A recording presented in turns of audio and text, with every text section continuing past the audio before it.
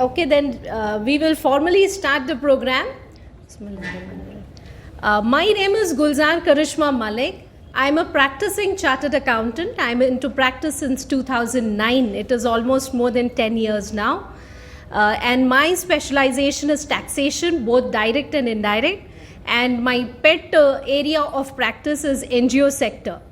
And because that is very close to my heart, okay, so I'm very fascinated. I understand what all of you are doing, especially the year 2020. You have proved that wherever the government was failing, wherever the humanity was failing, it was the NGOs who have come forward. And I'm very, very, fortunate to address this crowd here.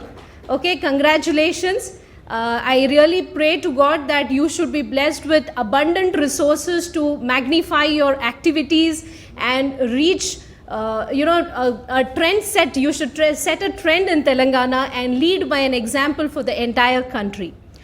Okay, so we were actually planning for this event for last few months. But the problem was we were so held up with the audit season, we couldn't organize it. Even last month when we were supposed to celebrate this NGO day, we were actually planning this event. So somehow it has come to this day. I'm grateful to Almighty to bless us with this event, help us organize. The team here, my husband, my staff from our office, and Amjad Bhai, the person who has organized us this place, the venue, everything, and Mr. Feroz Beg. We are fortunate to have such wonderful people who have come forward to help us organize this event. Okay, so now let us first of all understand last few months. If you see the papers, the media, everywhere we had this negative vibes coming. The government is very bad with the NGO sector. It is hitting a hard rod. It is, choking the NGO sector. These kind of negative words we've been hearing. So it is high time that we have to keep ourselves aware, understand, and stay calm and prepare ourselves for the changing laws. Okay, you can keep on complaining what the government is doing, but that's not going to give us a solution at all. So we have to change with the changing times.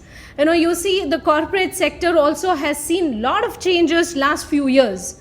So now they finished changing them, so they have come to our domain now, the NGO sector. They want us to change and be more transparent, be more accountable. No doubt all this is not that easy. You will have a lot of inconvenience. This is part of life, right? So change is not that easy at all. So how do you handle this inconvenience? We will be addressing that in this session, inshallah. Okay, so now see, when I wanted to decide what should be my program details, to what extent I can go. So now, to my surprise, the scope is so huge, we have to bring it down because of the paucity of time. But if you observe, the income tax laws have been changing in 2020. The Finance Act 2020 came with a very big surprise. And to add to that, even the latest budget 2021 has come with some more amendments for NGO sector. So they are not, keeping quiet. They're keeping on changing. So it's very important that we take time and come and attend such sessions. We will go very slowly. So today I'm your teacher here and all of you are students. So this workshop is more from the point of view of learning. This is not going to be a one-way session where I'm just going on and it is going on your head. So I request all of you just to take out your pen and paper so that we understand with the flow of the presentation. So first of all, the government has divided the trust into two categories now. Okay, the first category of the trust is those which are already having 12A. Okay, how many of you all already have 12A? Just raise hand once again. Okay, most of you. So what is the government telling for all of us, those who have 12A? The government is saying you have to come and get it renewed again. Okay, earlier it was a permanent 12A registration, but now you have to come and get it revalidated. This is what the government is telling. So now all of you Please remember, though this budget had come 2020, the Finance Act, but they went on extending the time, and because of the pandemic, the deadline has arrived. The deadline is 31st March. We have to start preparing for this renewal, and from 1st April 2021, the window for renewal will open. It's an online platform where the process will start. So we should not wait till 1st April 2021 to then, get the shocks. You should prepare. These 15 days are very crucial for us. You have to prepare yourself for this online submission. This is very important. Okay, so now what is the law telling? Very important point. I will share this PPT. You don't have to write each and everything. We took your email IDs. We will forward it to you. But the basics we are understanding. The basics are, they are saying when you come to us for renewal, we will be checking the genuineness of the activities and whether you are contravening with any of the laws of this country. Two things we will check. You have to come to us for renewal. You are already holding 12A. So don't be under the impression that I have a 12A. So when I go to them again, they will simply renew an expired license and give it to me. This is not just a renewal of an expired license. It is once again a process of proving yourself. That is very important. We will be proving to the government of India that when we received the 12A, some of you 15 years back, some of you 20 years back, are still eligible and they are still worthy enough to hold this 12A. So they are not just renewing, but they are checking the genuineness. And also another important point, what is that? Are you contravening? Are you violating any of the laws of this country? Now, what are these two important aspects? Genuineness. Okay, what do you mean by genuineness? My objects are talking about charity, but I am not genuinely spending. I have too much of surplus, I look very commercial, or I'm like, for example, if you go and see some of the case laws which were leading to cancellation of 12A, one charitable organization was addressing to only one sect of the community. Right? It could be, totally the beneficiaries are Muslims, or totally the beneficiaries are Agarwals. That organization is calling itself charitable, but the beneficiaries are all some group of the society. They are not for public at large, irrespective of caste, creed, religion. There the government will say, you're not doing charitable work at all. You are a religious entity. You should have been registered as a religious entity. How come your beneficiaries are not having people from across the religions? So this could be one point. Another point is somebody is earning huge surplus, but they're not applying it. So there are different ways in which the government is going to check the genuineness of the activity. Here, let me tell you, earlier, when NGOs were going for 12A, the commissioner used to check genuineness of the activity earlier, prior to this amendment. The court came into picture and said, 12A is just a registration section. Why are you checking the genuineness? Don't check. Leave it to the department during assessment. Right now you give them registration, let them file their return, let the department do scrutiny. In the scrutiny, if we come to know that there is some fraud happening or non-charitable work happening, that time we can cancel the registration. This was the approach of the court. The court was in favor of the clients, that is NGOs. How was it in favor? When you go for 12A, the court is supporting the NGO and saying, don't look at what they're doing. We will look at it later. Right now, you just give them 12A. This was the problem happening by the courts. So, Finance Act 2020 decided, no, 12A is not a formality at all. At the stage of 12A, we will check the genuineness of the activity. So, this power is given to the department now. For all the existing 12A entities, the department is going to check how genuine you are. How will they check?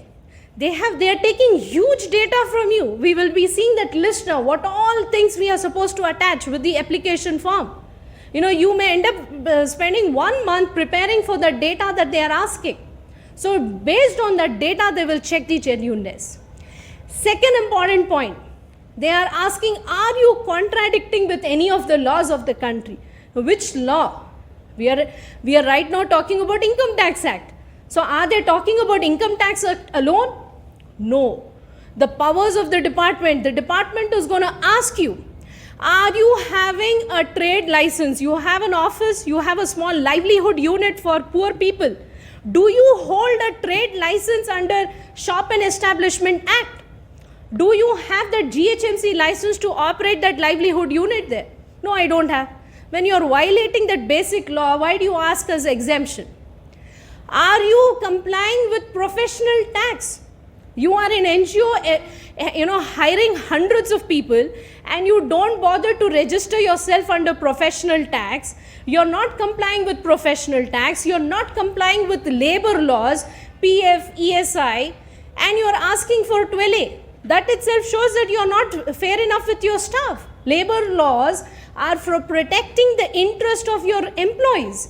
So when you cannot protect their interest, how genuine can you be in your charitable work? This is the approach of the government.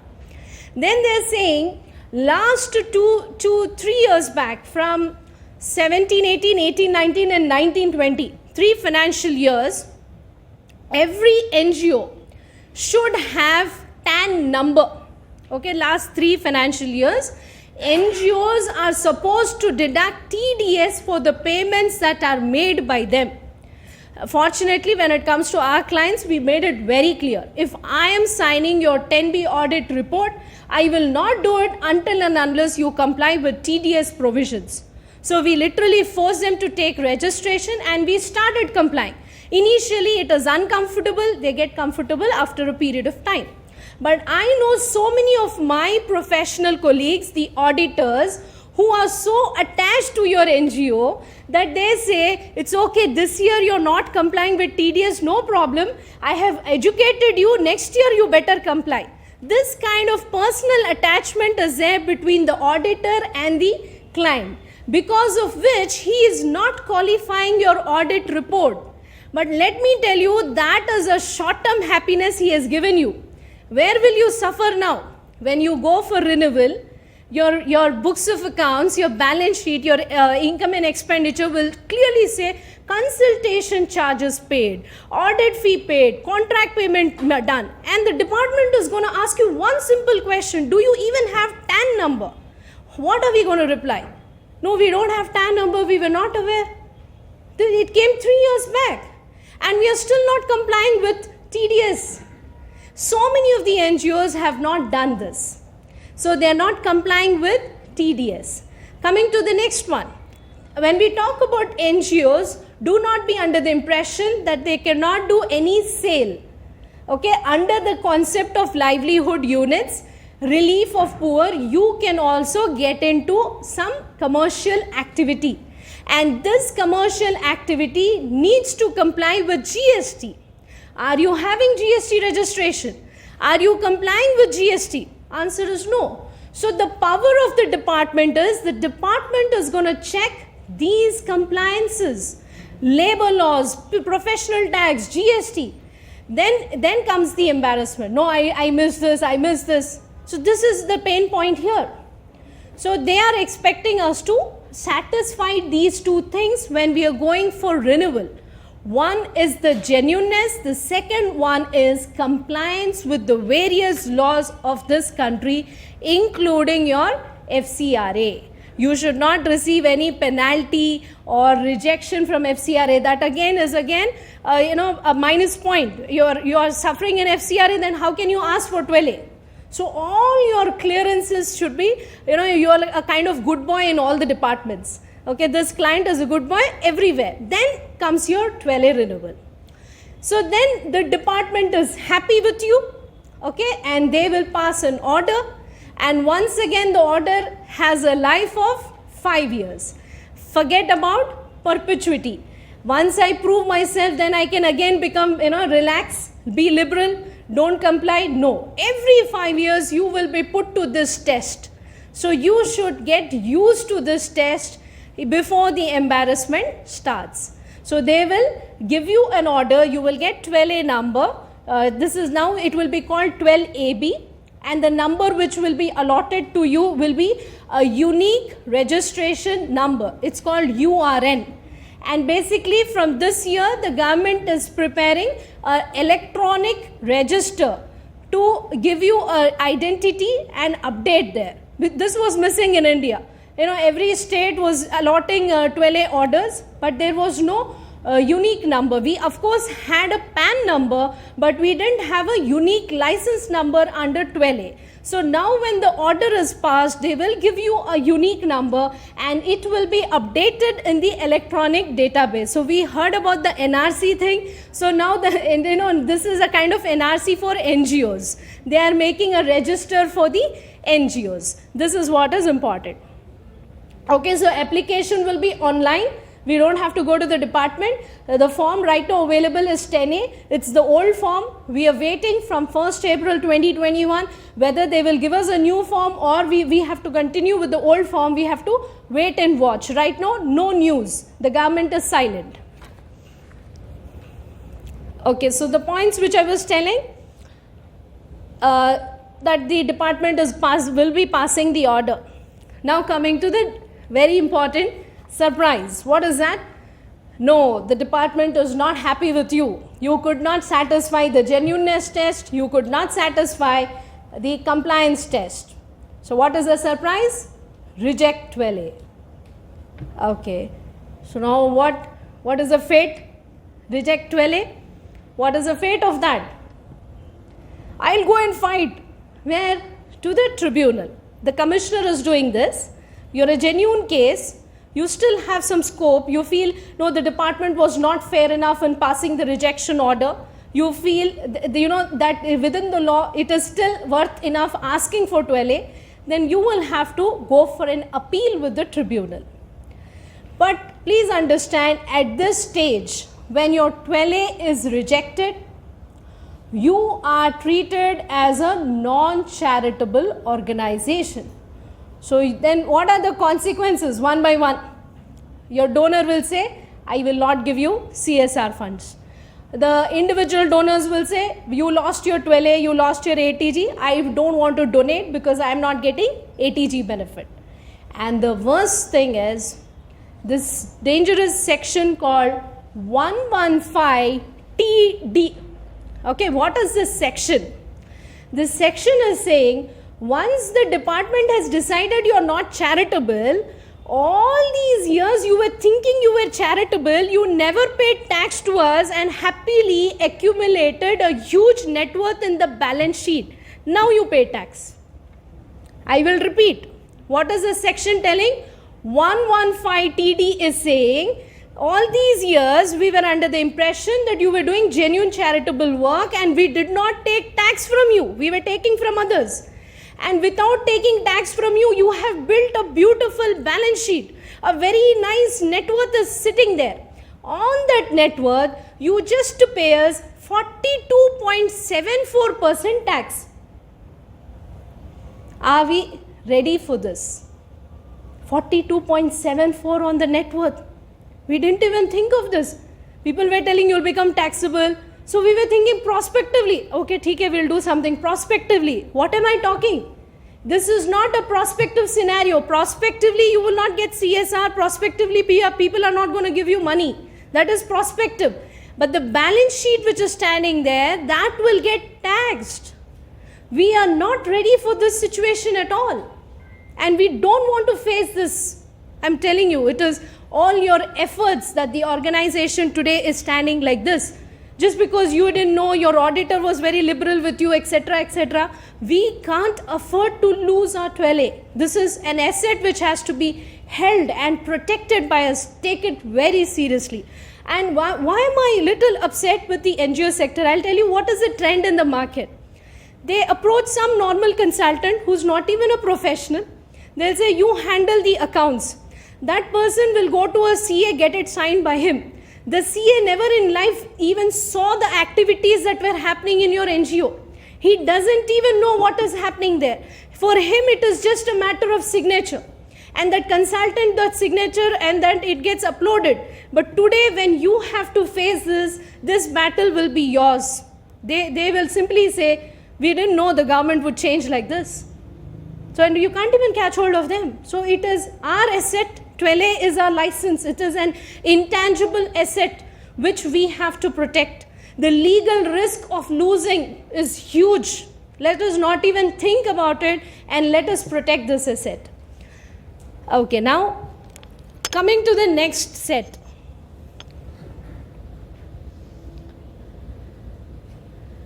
Okay, this is the same thing. Net worth, how do you calculate net worth for paying tax? Assets minus liability in the balance sheet and all that.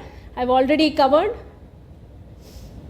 Okay, and see, now I was just telling you, once you apply for 12A and you get it, again the test is coming 5 years down the line. For 5 years you can relax. But here they are saying, just in case, after getting 12A, once again you end up changing your objects. You were doing some kind of livelihood work. Then a group of people said, no, you get into lending of money. Poor people need money. Let us get into small microfinance. Do it. So now when you took 12A, that time you were just relief of poor livelihood unit. But now you added one new activity. And what is that new activity? Microfinance. So again, what is the government telling?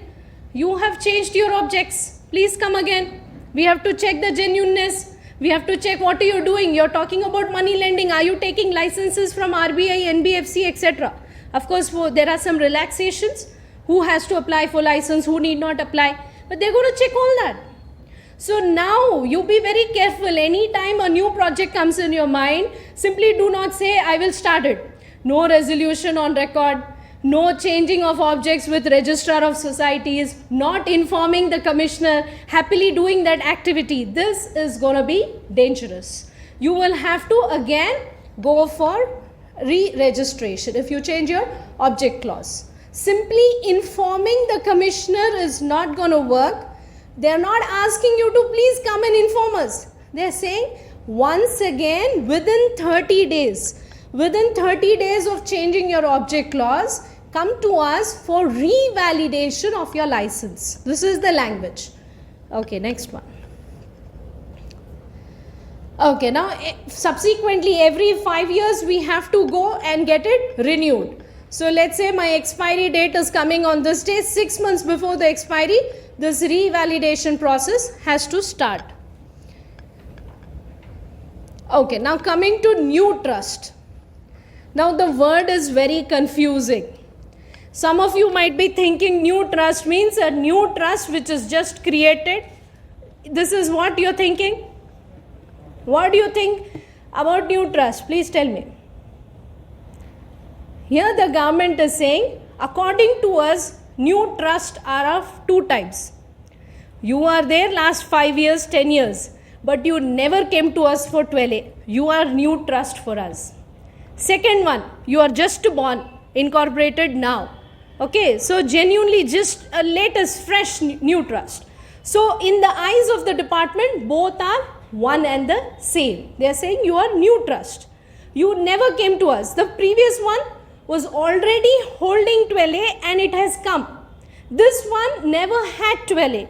It is coming for 12A first time.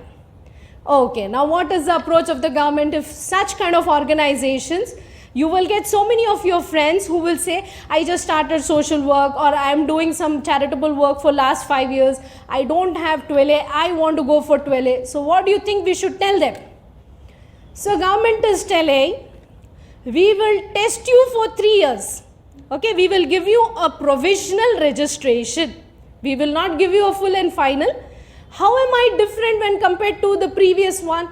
That license was for 5 years. You have it for 3 years. Okay, that's called provisional registration. And the good news for you is, it is genuinely a good news. There will not be an inquiry about the genuineness of the activities. People who are coming fresh, we are assuming you to be a good person. Okay, so people who are coming fresh, we will give you a provisional registration for 3 years. We will not inquire into the genuineness of the activity. Now, what is the fun in this kind of point? The idea is, So many NGOs were complaining, I just started my NGO, look at my business model, charitable model, it is so beautiful, look at the people they're all having such wonderful expertise, they all came together for a wonderful work, but my donor is saying you don't have 12A, I will not give you CSR, nobody is helping me, the team is ready, the project is ready, but nobody wants to give funds because I don't have 12A. There the department is saying, based on the objects of your project, based on the proposed activities of your projects, we will trust you and give you 12A. That is the beauty about this. So we were all hearing about a lot of negativity. Look at the positive thing here. This is an opportunity given by the government. What is the opportunity? What is the opportunity? The new organizations, they are given 12A. Why? So that for them there will be ease in raising funds. The bigger NGOs can give them CSR funds, the individual donors can give them money. For that ease, without inquiring, looking at your proposed activities, they are ready to give you 12A. But for how long they are giving this free 12A for us? 3 years. So once that 3 years is over, what are we supposed to go do now? Go and convert that provisional registration into normal registration. And now when you go and ask for a normal registration, the story starts. Show us the genuineness of the activity. Last 3 years we gave you, we allowed you to do whatever you wanted. Show us your compliances. Based on the compliances, they will give you a normal registration. But once again, the normal registration has a life of how many years? Perpetuity? Forget it. There is no more perpetuity. So the normal registration once again has a life of 5 years. Right. But here they added one more point. Now there are, in the new trust, there are 2 types of trust. Okay, one, which all started long back. Activities also started long back. They never had 12A. For them, simply we are saying, first we will give you provisional registration, then we will convert it into normal registration. Second type of new trust, it never commenced its activities. It is just incorporated. It is having its bylaws, registration certificate, memorandum, just it is incorporated. Nothing has started. Okay, they have come for provisional registration. For them, they are saying within, once you commence your activities, within 6 months, you have to come and show us what you have done those last 6 months. So there is one more twist here. So we have to elaborate it little slowly. Later, those who are such kind of NGOs, if we have, we will do it in one-to-one after the session gets over. Okay, this point. Once you commence your activity, come back to us within 6 months, show it to us, all that, we will elaborate it later. So basically, we got an idea what the government is trying to do. Yeah, next one. Yeah, now when we were talking about this 12A and 12AB, simultaneously, please understand, when we go for 12A, it is not necessary, we should also have ATG. I hope you understand that. Okay, there are many organizations which are holding 12A, but they don't have ATG. There are many organizations which are holding both of them simultaneously. So what is the difference? What is the difference? ATG is basically only for charitable organizations, whereas 12A is also there for religious organizations. All these temple, mosque, church who are doing religious activity, they are also exempt under 12A, but they cannot give ATG benefit to their donors because it is promoting religion, it is catering to a religious community. ATG benefit is not there. So now here the next slide is talking about all those organizations which were holding ATG should also come for revalidation. Just like how we discussed 12A needs to be revalidated, even this has to be revalidated. This is, it goes simultaneously, but the forms are different. There it is 10A form, here it is 10G form. The forms are different. So it's basically a different kind of revalidation. Concept is the same. But here one more point which came to our surprise. which will create inconvenience again, is every donee, that means you all, from 1st April 2021, if you are giving ATG benefit to the donor, that person is happily claiming it as a deduction in his return. He is saying he gave money to you and he is claiming a tax deduction. He is getting a tax benefit there. Whereas you are saying I have received the money. But here the concept of two-way check is not happening. You have independently received the money, that person independently paid the money to you, in his return he is claiming. The government is losing, but how genuine was that deduction? There was no check on it.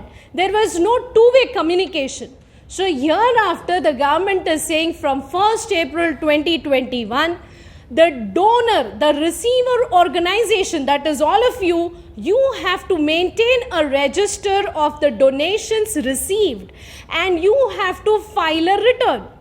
We all are aware about TDS, right? You make a payment to me, you are the payer, I am the payee. What do? You deduct, you file a TDS return. Once the TDS return is filed, it gets reflected in my 26As against my PAN card. So you are filing a return, I am looking at 26As and I am claiming a credit. There's a two-way check happening. But when it comes to ATG, this two-way check was missing. So now every receiver of donations who are holding ATG, kindly maintain complete details and furnish a quarterly statement to the government, just like how we were doing for TDS. Based on your statement, the donee will get tax deduction. So now this has become a serious matter. It is, again, you have to establish all the details, keep a complete record. So we have to be very careful. The format and all has been prescribed. We have to see that. Yeah, this was about the furnishing of statement, same point. Okay, so now see. What is G came inside? My name is Gulzar Karishma Malik, so that is the shortcut for that. So what is our understanding of all these changes which have happened? So we are happy for the new organizations. Based on the changes I just told you, the government is giving them the benefit of having 12A. But what about this concept of coming to the government every 5 years? Are we happy as a professional?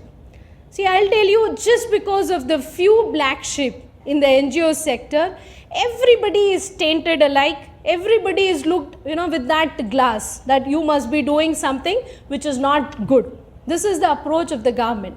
So when we approach the government on your behalf, asking for 12A, I'll tell you, they make our life miserable.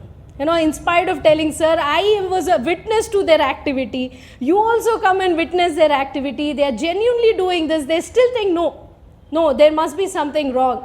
That is the mindset that they have. In that mindset, only the paper will talk. So now our papers have to be very strong. Whatever question they may ask, the paper should talk for you. That kind of documentation, that kind of compliance we should have. And last few years, yes, this department, I'm sorry, on a platform like this I'm sharing, but it is an open secret that it is full of corruption. Without giving a proper bribe, it was very difficult to get a 12A registration for our clients. This is an open secret. So now that's the reason the government has initiated. They said this concept, the window from 1st April 2021 is going to be faceless.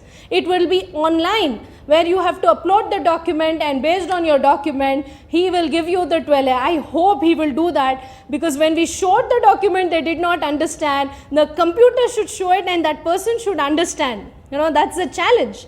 Sometimes, more than the papers, the activity is approved, substance over form, we say.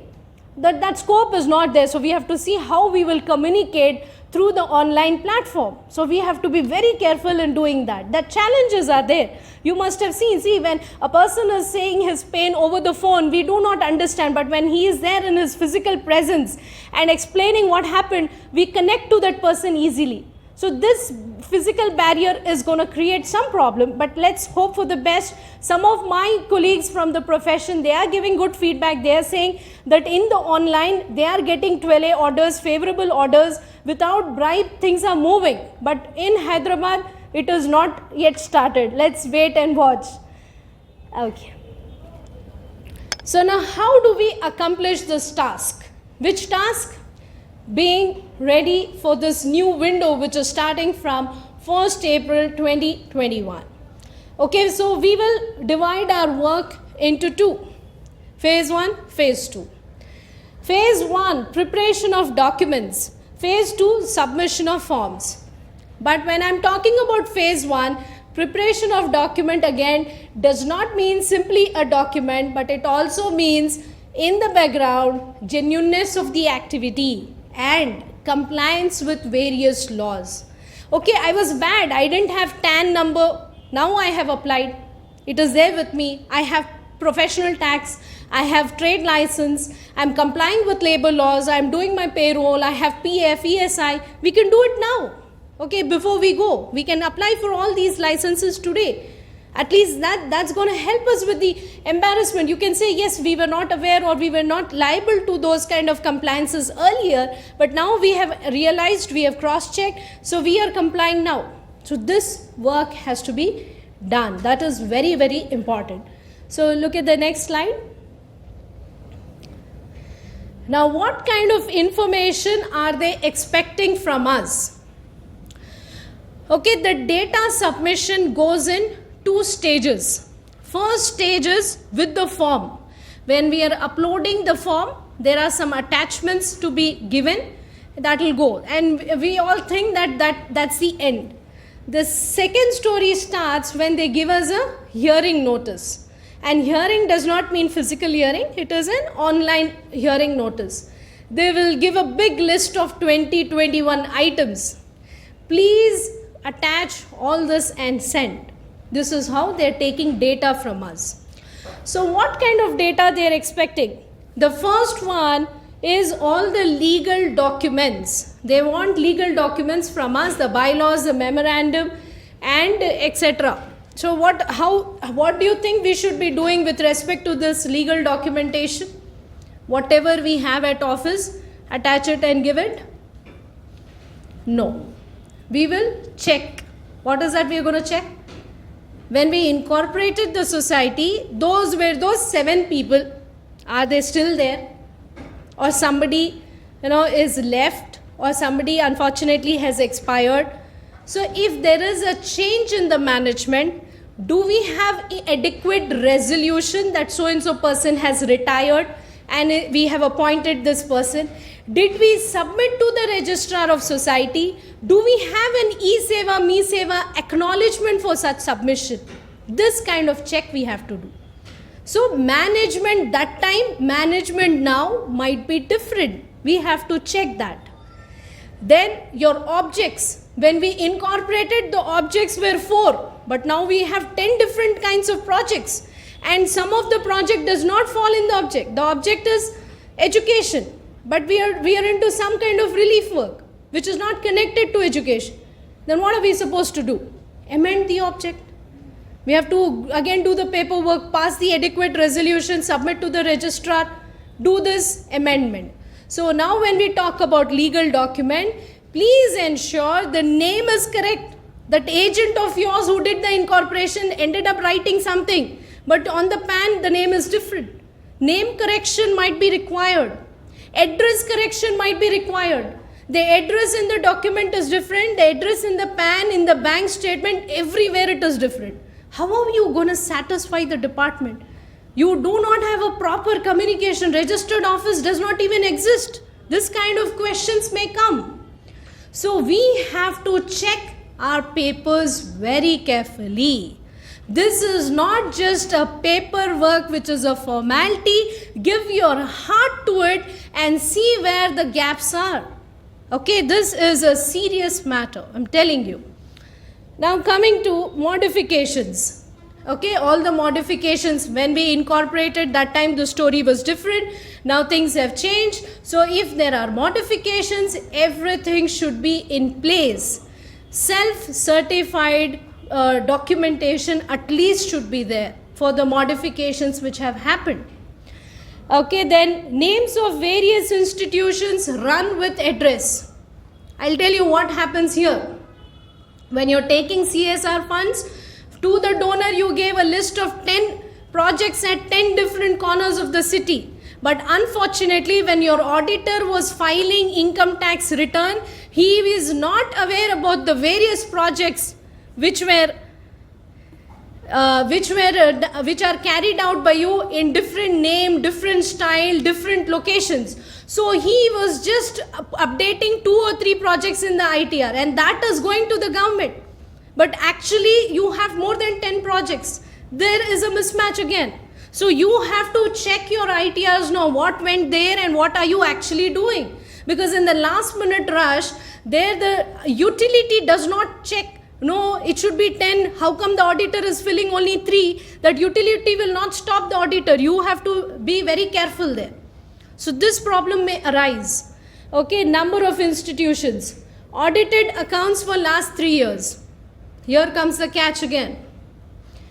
Your audited financial statements, unfortunately, the small NGOs I'm addressing, have not been, grouped and presented properly. What do you mean by grouping and presenting properly? You are supposed to spend on the objects of the trust. What are the various objects of the trust? Educational relief, poor relief to the poor, medical, environment, sports, yoga. These are the objects. But if you see, there is an NGO, let's say, and it is having a lot of clinics for poor people across the slums. And they ended up writing lakhs of rupees as salaries. When the department is looking at that financial statement, he is wondering, under the name called NGO, out of 1 crore receipts that you got, 40 lakhs you paid salary, what did you do? But actually, if you see the background, it was not salary but the payment which was given to the doctors for running those clinics. That little presentation can save your life. Instead of simply calling it salary, why can't we say on the objects of the trust towards medical relief, payment made to the doctor? That scope is there. You should have that heart to present it properly. That is needed. How do you group your expenses? Do you call them objects or do you simply call it admin expenses? The person there is in a hurry to finish with the financials. He might end up classifying all your expenses under admin expenditure. Imagine your fate when you go for FCRA. There the things have changed. Your admin cannot be more than 20%. And actually it is not admin at all. It has to be grouped under relief of poor, medical relief, etc. Proper classification is needed. So on the face of the audited financials, these challenges will arise. You will not look like charitable, but actually you are charitable just because your financials were not drafted correctly. So this is a very sensitive matter. Then they are asking us income tax returns, very important, because that ITR 7 is the huge form that is there. Very meticulously, the government is asking for a lot of data. All that data, you have to once check last 3 years returns. Did I make some mistake in my returns? Did we not disclose correct information out of, non-awareness? You were not aware, you did not show. At least identify, make a note of it and keep it. This was missing in my ITR. It may create a problem now. That kind of check needs to be done. Then they are asking us details of members of the society. Along with PAN card, their ITR acknowledgement of the latest return file. So if a society is having 7 members, those 7 members have to give their ITR acknowledgement. That first page, ITR 5, which we say verification page, has to be given. Here comes again that myth, that fear. Some of the people, they think if I give this, the department may start scrutiny on me. Why should I give? That's absolutely wrong. Your PAN card information is already there with the department. Just because you are giving one paper here, you will not suffer there. But if you don't give the paper here, your NGO will suffer. So all the people should have the courage to give their ITR. There is no fear, no myth attached at all. Please don't be scared. They anyways have your data. So just give that ITR acknowledgement. No, I'm a super senior citizen. I'm a member in this. I never filed my returns. You give a declaration. My age is 80. I don't earn any income. I'm dependent on people.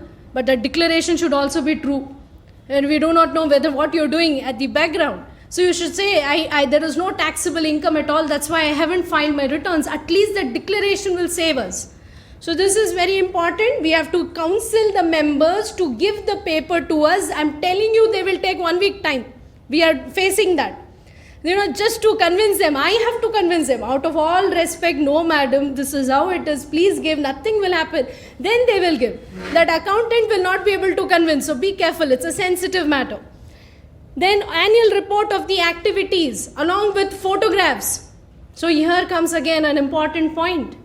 In one of our clients' case, who's running clinics, they asked for day-wise patient register to satisfy themselves. Location-wise, 4 clinics, 4 locations, 4 registers. Okay, this is what they're asking. Annual report with evidences, location and date. They want photographs also. Books of accounts, bills, vouchers, bank statements for last 3 years. And next one, details of donations and contributions received with full address, name, date, mode of receipt along with counterfoil of receipt books. Details of donations. Last 3 years, how much donations have you received? They want complete details. Now why are they asking this? Do you all know this point called anonymous donation? What is that anonymous donation? Unknown donation. When the identity of the donor is not established, the receiving entity is penalized. You have to pay tax on that black money received by you. So in your donations, we have such unknown donations. But your auditor was very kind. He did not identify it. He did not put it under anonymous donations, and he has just ignored it out of that attachment for you. Now the department is saying, I want complete details. So in your ITR 7, maybe you have omitted and you must have arranged for it, whatever it is. But now they're asking you to give complete details. So you have to establish who gave you money and what is their identity. Now comes the time. Next one. Then they are asking declaration under section 11.5 and 13.1c, which is to be signed by all the people, all the office bearers. What is this? 11.5 is nothing but a declaration saying that whenever you have some surplus in your balance sheet, that surplus you have invested in the mode which is given by the government. Government is saying put it there, put it there. There you have kept the money. You did not lend it to somebody or divert it somewhere. You have kept it safely. So all the office bearers have to sign that whenever we have surplus money, we did not divert it anywhere. We kept it very safely. That is 11.5. Now who has to sign it? All of them. And what happened to our NGO? 2 people are missing. Where are they? Abroad. Again comes delay. The paperwork gets delayed. Because we all know, see, the members might be traveling, the members might be abroad. How will they sign it? You have to send the document. Luckily, they are not saying get it apostilled, get it notarized in the embassy there in that foreign country. They're only requesting, okay, get it signed. Digitally, can I sign? No. Income tax people haven't gone that far. As of now, for this kind of declarations, they are not entertaining digital signature. It has to be signed with a witness. It's a statutory declaration. So comes the delay. You have to courier the paper, get it signed by them, bring it before we submit. Then 13.1c. What is that 1c? The services of this NGO are not utilized by the members of the NGO. The group which has formed this NGO, the core team, under the name Public Charitable Trust, they and their family are not enjoying the benefits. This society is purely for public. That declaration they want. Okay, details of donations paid out of accumulated income. Sometimes see one NGO donates money to another NGO. Can you do so? Yeah, nobody is stopping you. That NGO is also charitable.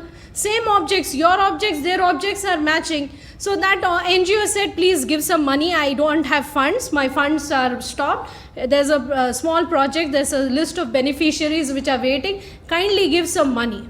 So what we will do, we will definitely pass a resolution. We will take a consensus and we give money to that NGO. You do the work. Government is saying fine, but inform us. Did you donate like that? Did you give money to someone else? Because see, when you give money to someone else, that bill is missing. When you spend money, you make a bank transfer, there's an attached bill. But when you donate to somebody, that bill concept is not there. So you need a proper paperwork. What kind of donation was that? Did you donate for corpus of that NGO, or was it non-corpus? Or did you end up donating to a religious activity? You are calling yourself charitable. Under the name charitable, you are doing some other work there. That they are checking here. Whom did you give money? Who are your beneficiaries? Here you are saying charitable, but there it is actually religious. So they want these details also from you to check whether you are charitable or religious. See, you must be wondering what is the big deal. Both of them are having 12A. Yes, both of them have 12A. But religious will not have ATG. That is important. And second one, the court is allowing organizations to have mixed objects. But the department says whenever we allow them to have mixed object, there's a gray area there. You know, mixed charity and religion, automatically it will become gray. So to make their life easy, they're saying purely religious, purely charitable, you come like that. So my clients, they ask me, we want to do both. So we say we'll register two. One purely religious, one purely charitable. Let's not mix both of them. It's difficult to convince the department. So they are checking that there, it's just not a simple list. Then details of donations and then office bearers. See, look at the last point. This is the wording from one of the hearing notice that we receive for a client. In that hearing notice, they're asking this point. Explain how expenses debited to the accounts constitute application for charity, giving details of major expenses from the last 3 years. So from the financial statement, you booked some expenditure there, you support it with a list. For example, you are saying scholarship amount. You booked a scholarship in income and expenditure. So they are saying you give us a list of students, who are the beneficiaries, along with their KYC. Otherwise, A, B, C, D, we have so many names in India. You can write any list and give. But how will that list satisfy the department? So that application form of yours will save you here. When you granted that scholarship, you did some paperwork. That paperwork is going to save your life. Okay, that's how they want you to go with the data. Okay, so already existing 12A orders, FCRA copy, all that we have to give to them for the existing NGOs. So very important point, small things we miss. So please ensure the name is same in all the documents, PAN, Aadhaar, office seal.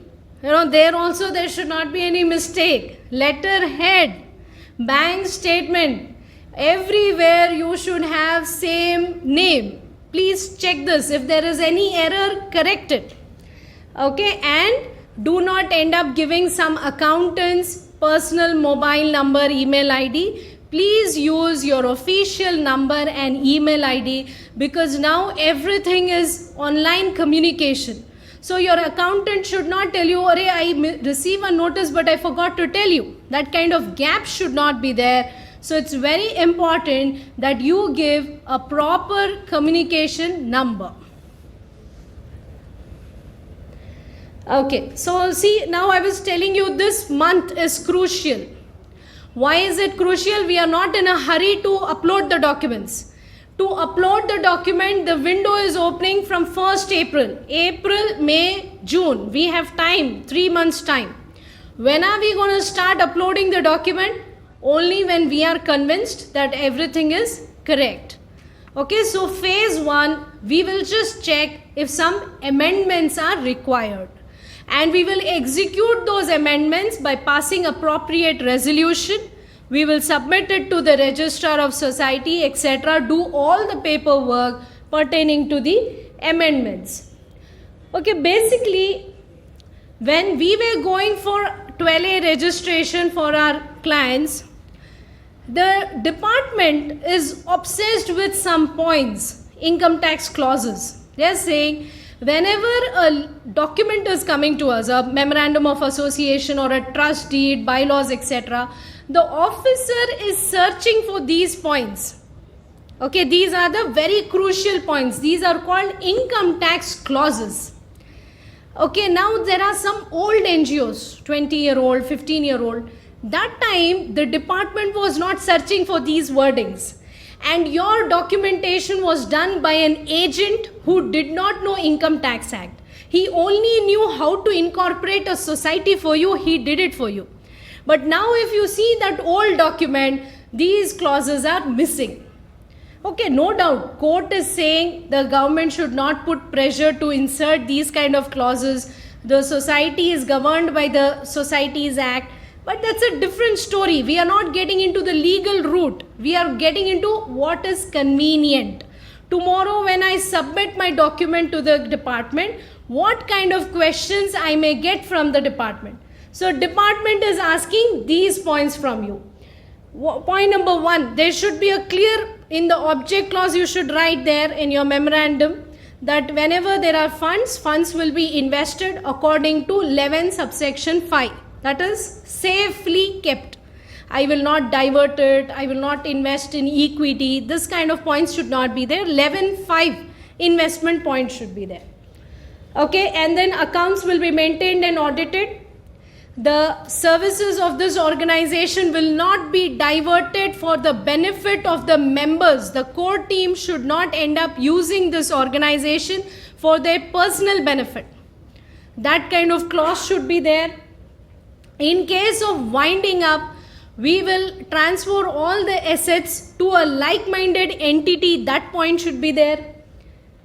And the benefit of this organization should be for all, irrespective of caste, creed, religion or sex. This is a very important point. Now, why it is important point? See how painful it is. They are asking us to register either as a religious organization or as a charitable organization. See now, when you go for a religious organization, obviously what will be the practical scenario in a religious organization? What will be the practical scenario? Point 1, if it is a mosque, the beneficiaries will be Muslim. Point 2, if it is a temple, the beneficiaries may be Hindus, or if it is a church, the beneficiaries will be Christians, because it's a typical religious organization. But this point is telling, call yourself religious organization, but keep your doors open for all religions. You be a mosque, but in your beneficiary list, you should have Hindus, Christians, everyone. So this is a very important point. In the past, this point was not there. People used to say, I will cater only to Jain community. I will cater to only Bohra community. This kind of language was there earlier. Now the department is saying, I don't like this language. You be a religious organization, but you cater to all religions. So old documents may have this problem. If this problem is there, we have to amend it. Remove that point. We are open for all. Okay, that should be the language. Right, then what are we saying?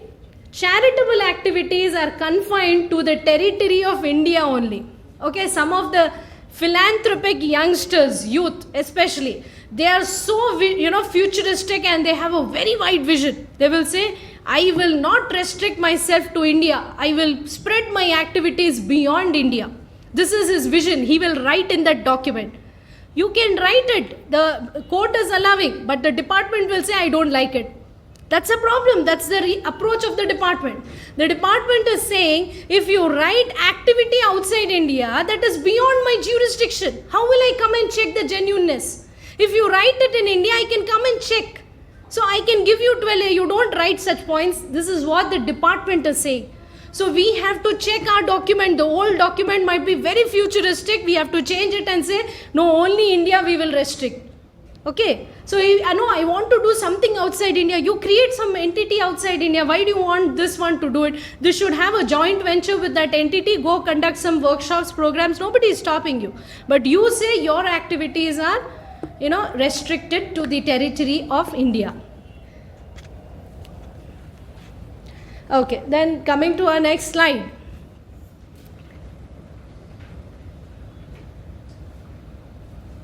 Where we are saying, that we should be filing the form 10A, and which requires either a digital signature certificate or it can be e-verified through a e-verification code. So it's better you have a DSC. Obviously people might be filing their ITR and etc. So they must be having DSC ready to do the online submission. That's a procedural aspect. Okay, now just another small amendment which has come in 2021. No doubt the auditor who's handling your file will be aware of this, and they will definitely take care of it when you submit your accounts for financial year 2021. Okay, but what kind of problem can come here? So just for your awareness, we have to discuss this issue. Corpus donation. Do you all know what is corpus donation? In our balance sheet, we have two types of funds, corpus and non-corpus. Okay, what do you mean by corpus? The donor will write one letter to you. Okay, there's no format specified. It's a simple letter. He will say, I am donating a small amount, a big amount to this organization, but I request you to make this money as a corpus fund. Do not end up using it for your day-to-day operations. Okay, what is this point now? See, basically when we have funds, something which gets used for day-to-day operations does not have a long-term impact. It's just like a working capital. You don't see any future impact from it. But when we say something for the vision, something for the corpus, you can actually see it in the future. So the donor will say, you're coming up with a school project next year, so keep this money for that school project. I heard you are coming up with a land purchase, building construction. This money of mine should enter into that building cost. Don't use it for your salaries. Like this, the donor will write and give in his own language with all his details, his KYC, that this money should form part of your corpus fund. Okay, when you are getting such kind of donation, what do you think will happen to it? Will it enter into your income and expenditure? Is it your income? Till today, no. It directly went to your balance sheet. It will go and sit there. Am I supposed to pay tax on corpus donation? No. The government was saying it is exempt. Okay, it is for the fund. It is that capital.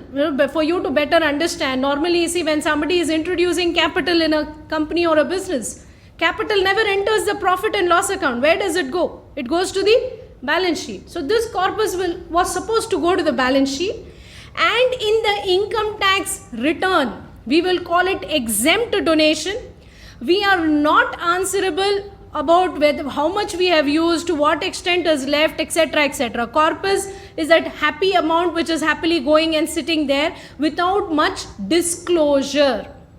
Now government felt under the name corpus you are doing lot of mischief. So from 2021 onwards, we are watching your corpus now. Okay, so when you receive your corpus, keep a complete record. And they are saying it needs to be invested under 11.5, safe money. This 11.5 was not applicable for corpus donation.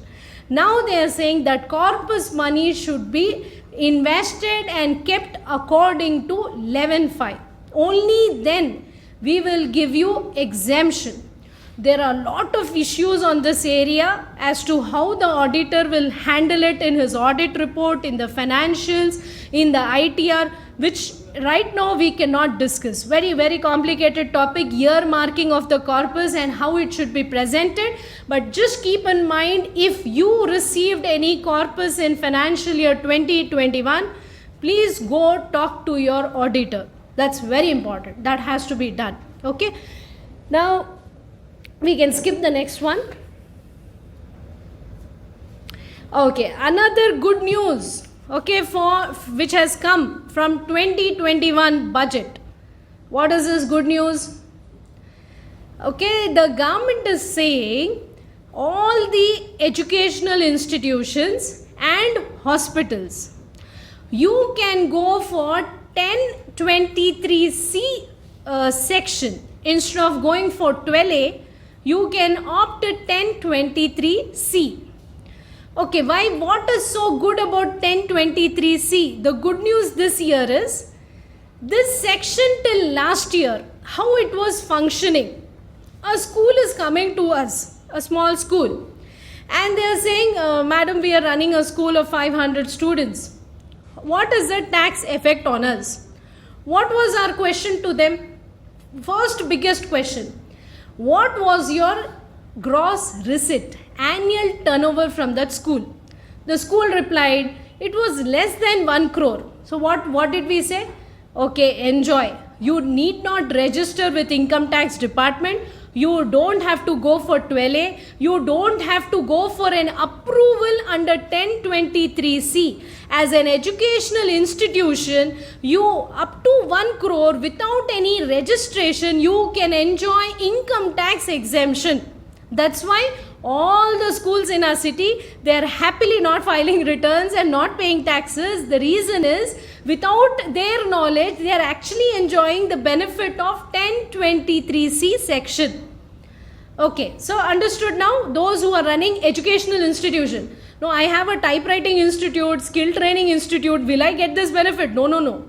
Educational institution means proper education. What do you mean by proper education? The one which is recognized by some board. Somebody should give you a license to run that show. That kind of education. Educational institution, medical institution, up to 1 crore. If your gross receipts are up to 1 crore, without any approvals, you enjoy exemption. This was the story. So now what people were doing? Under one society, they were running 5 institutions.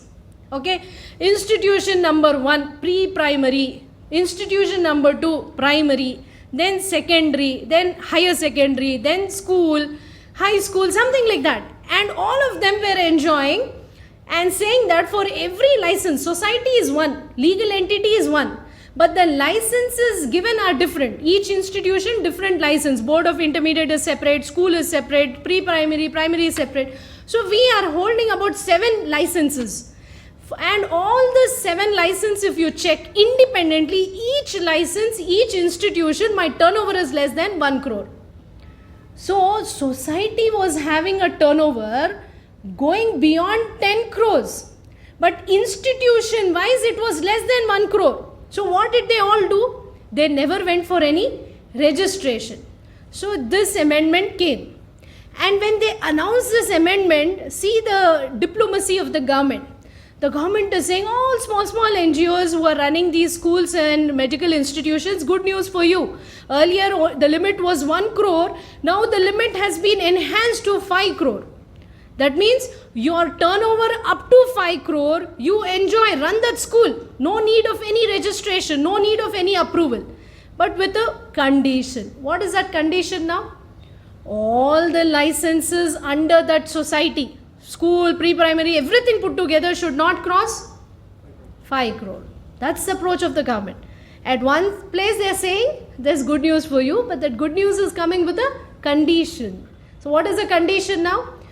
The condition is saying that these educational institutions and medical institutions run by a single society, irrespective of the number of institutions, all put together, if it does not exceed 5 crore, without any registration and approval, they can enjoy income tax exemption. Okay, now very important. You should immediately approach your auditor. If one of you or some NGOs here are running colleges or hospitals, you should approach your auditor and discuss, can we enjoy this tax planning here up to 5 crore? Okay, because if you see the legalities of 12A, there are very big schools who are registered as 12A. Now we have to analyze 12A versus 1023C. 1023C has this limit of 5 crores. 12A does not have this 5 crore story. So now when you decide to run a school, earlier you were free, you would either do it under 12A or you would do it under 1023C. But now because of this 5 crore point, you have to discuss which one should I opt. Should I opt to 12A? If you opt for 12A, that 5 crore story is not there. Any amount you have to go for registration. If you opt for 1023C, you can enjoy freely up to 5 crores. And there are a lot of differences in the two sections. Which condition needs to be satisfied here, which condition needs to be satisfied there. Some are very liberal, some are very harsh. So this has to be discussed over the table. Okay, so we'll not waste our time on that here. Can you just help?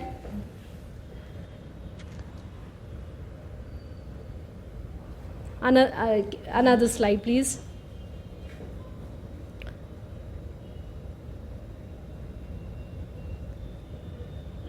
Yeah, now coming to FCRA.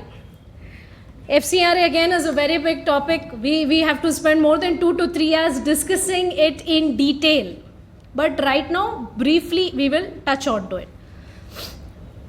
We all know that 2020, in spite of the pandemic, came with a bigger FCRA pandemic, a surprise, right?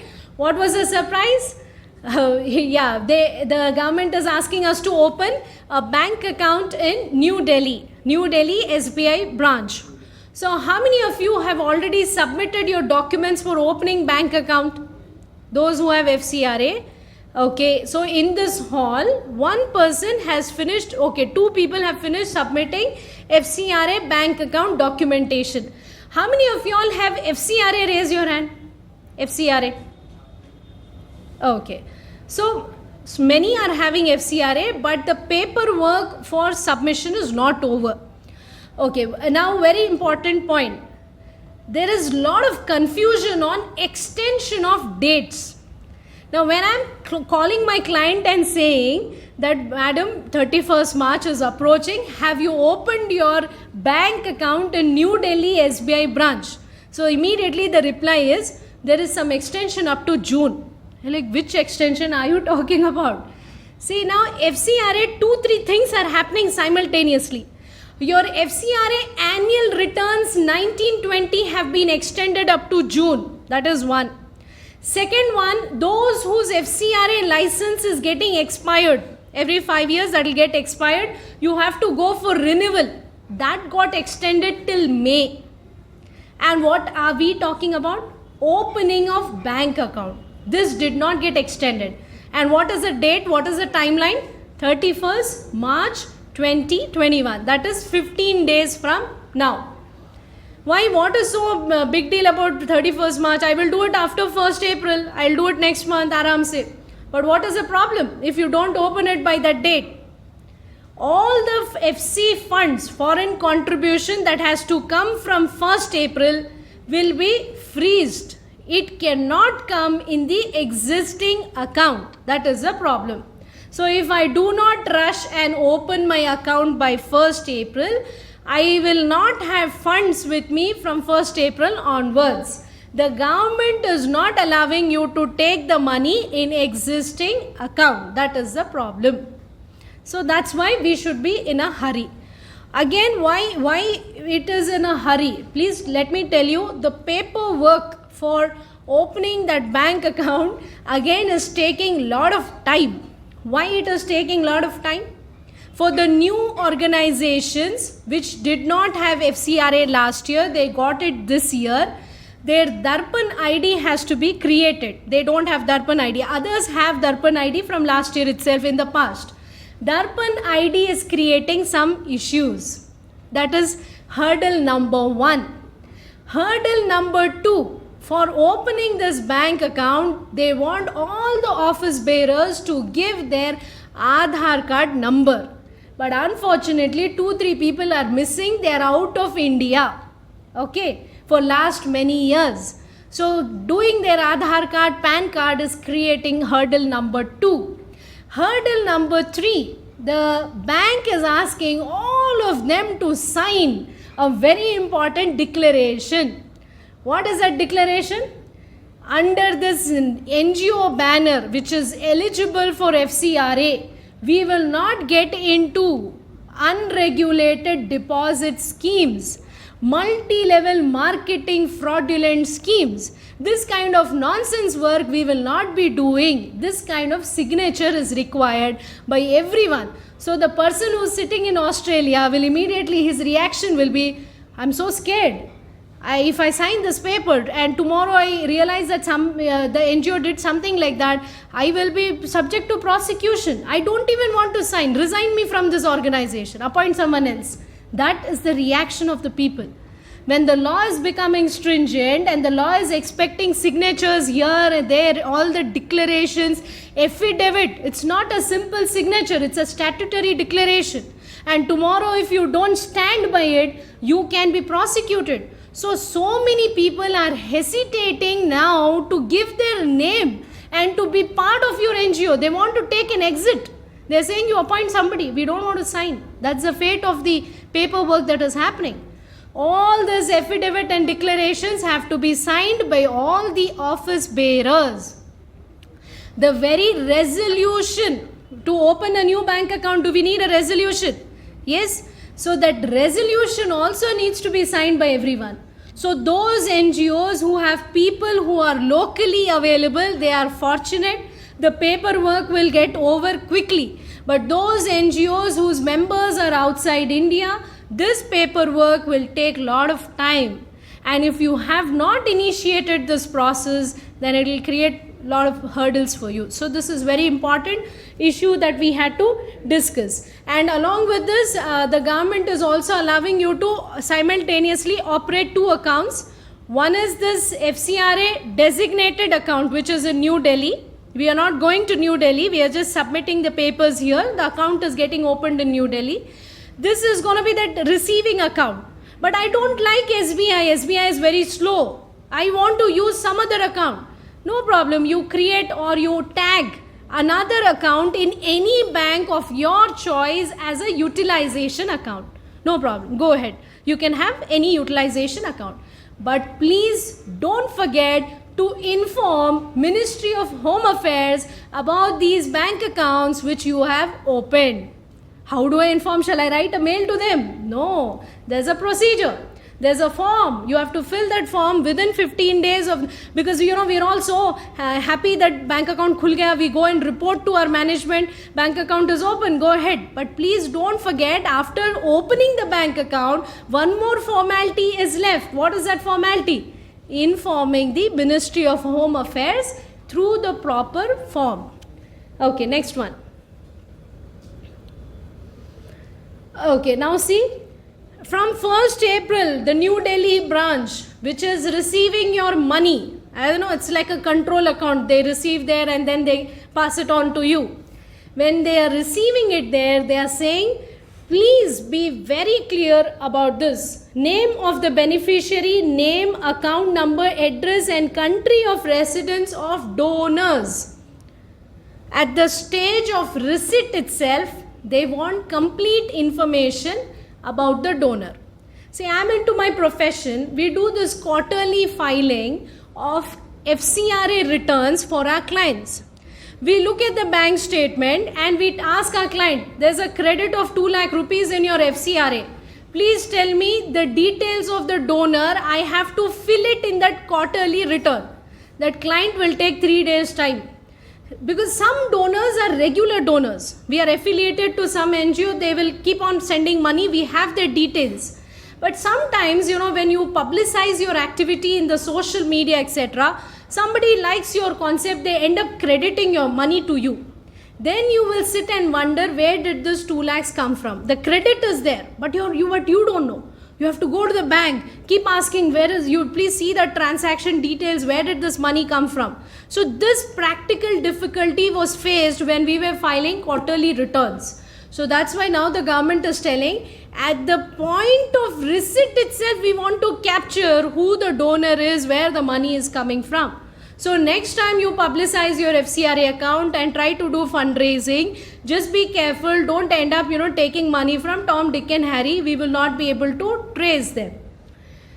Then mandatory that Aadhaar number of all the office bearers, directors, copy of passport, and then if it is an OCI, they want that OCI card. So these kind of information they are expecting from the office bearers. Okay, now some NGOs here might be getting a doubt. I want to apply for FCRA. Am I eligible? What is the answer? What is the answer for new organizations who want FCRA? Do you want FCRA? Yes, why not? We have every right to have an FCRA. It might be difficult, it might be challenging, but we need FCRA. Looking at the financial crisis that India has, if we don't take money from abroad, how are we going to achieve our objects? Let the government create hurdles. We have every right to ask for FCRA registration. You have to keep trying, not once, not twice, 3 times, 5 times. But what is the eligibility to get FCRA? They added one point here. We all knew you should be at least 3-year-old. This is an old point. New NGOs will not get FCRA. You should be at least 3-year-old. They added one more point to this, and they are saying, in this last 3 years, at least 15 lakhs worth of amount should have been spent by you on your charitable work. Then we can think of giving you FCRA. I didn't do any spending, 1-2 lakh rupees, small activity I did. I did one seminar and I'm asking for FCRA. They're saying, no, spend at least 15 lakhs. You're worth considering, your file will be worth considering. Okay, so this monetary cap has come. Last 3 years, you should have spent 15 lakhs.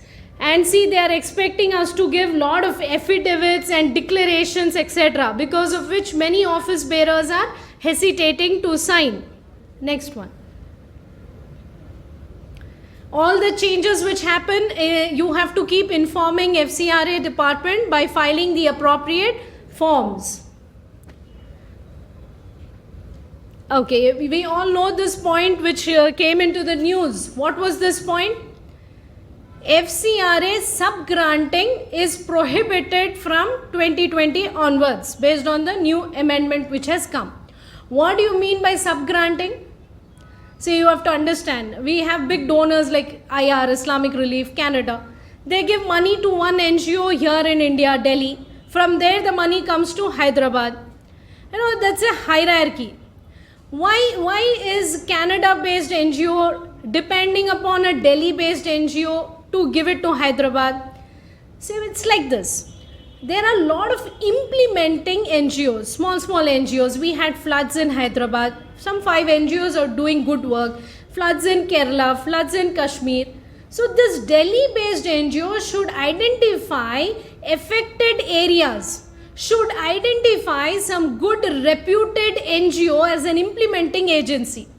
And then they will say, we will give 5 lakhs to you, 5 lakhs to you, 5 lakhs to you. All of you implement this project, report it to us, give us a utilization certificate, we will report to Canada. This is the pattern in which the FCRA work happens in India. Now government says, we don't like sub-granting. We don't like this Delhi concept. You want to implement, you have to take money directly from Canada and you have to do it. So Canada should directly give it to Hyderabad and Hyderabad should execute the project. Do you think by sitting there they will be able to monitor? So difficult. So this is what the amendment came, no sub-granting. So in this scenario, Canada will now design it like this. The implementing amount will come to you. The monitoring amount will go to Delhi. There will be 2 separate MOUs. There will be 2 separate contracts. One contract directly with the implementing agency. One contract with the Delhi agency to monitor your work. That's how they have to divide and do. So this requires a lot of planning. Yeah, and this cap which has come, we cannot spend more than 20% on admin expenses as per FCRA. If you want to spend more than 20%, prior permission is required. However, salaries, there's a huge definition of what is to be included in admin and what is to be excluded. We have to see there. For educational institutions and hospitals, the salary paid to teachers and the amount paid to doctors is not coming in admin expenses. So be careful. What is admin? You discuss with your auditor and decide how do you present this expenditure. So I think it was a huge marathon session continuously going on. But now I give it to you. You have some question and answers. You can questions for us. We will definitely answer. Can we have a round of applause for ma'am? Thank you so much, and thank you for your patient hearing. I mean, I took so much of your time. Okay, so now is the time for Q&A.